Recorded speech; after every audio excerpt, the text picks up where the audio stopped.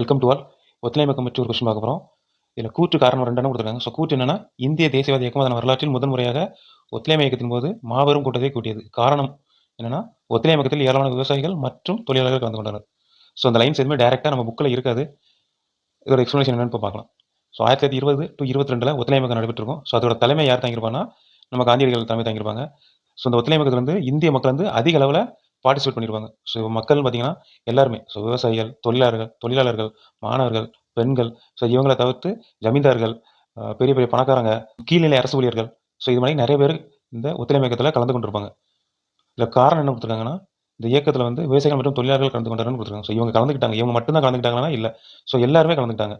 விவசாயிகள், தொழிலாளர்கள் தவிர்த்து மாணவர்கள், பெண்கள், ஜமீன்தார்கள், அரசு ஊழியர்கள், நீதிபதிகள், ஸோ இவங்களும் கலந்துக்கிட்டாங்க. இந்த கூற்று வந்து காரணம் வந்து சரியாக விளக்கலை. ஸோ அதனால் ஆன்சர் டி தான் இதுக்கு கரெக்டான ஆன்சர்.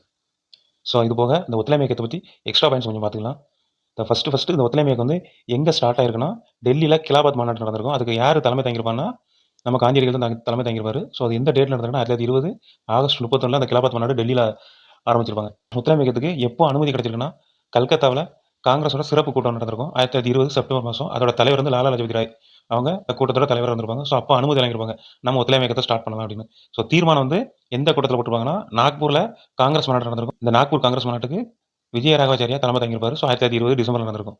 இந்த ஒத்துழையாமை இயக்கத்தோட 2 திட்டங்கள் என்னன்னா, எதிர்மறை திட்டம், உடன்பாட்டு திட்டம். ஸோ 2 திட்டம் போட்டிருப்பாங்க. எதிர்மறை திட்டம்னா ஆங்கில அரசு கொடுத்த பட்டங்கள், அவங்களோட பதவிகள், அப்புறம் அரசு பள்ளிகள், நீதிமன்றம், அரசு விழாக்கள், ஸோ இது எல்லாத்தையும் நம்ம புறக்கணிக்குது. உடன்பாடு திட்டம்னா இந்தியாவில் தயாரித்த சுதேசி பொருட்களை யூஸ் பண்ணுறது, இந்து முஸ்லீம் ஒற்றுமையாக இருக்கிறது, தீண்டாமை ஒழிக்கிறது, தேசிய பள்ளிகளை உருவாக்குறது, எந்த ஒரு பிரச்சனையும் நம்ம பஞ்சாயத்து மூலமாக தீர்வு காணுது. ஸோ இதுதான் உடன்பாடு திட்டம்னு சொல்லுவாங்க. ஸோ இது தவிர 1920 இந்தியாவுக்கு வேல்ஸ் இளவரசர் வந்து ஒரு சுற்றுலா மனைக்கு வந்திருப்பாரு. ஸோ அந்த பயணத்தை வந்து இந்தியாவோட முக்கிய தலைவர்கள் எல்லாரும் புறக்கணிச்சிருப்பாங்க.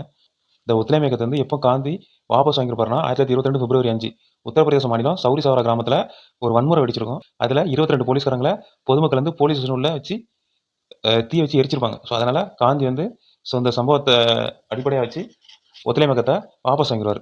So thank you to all.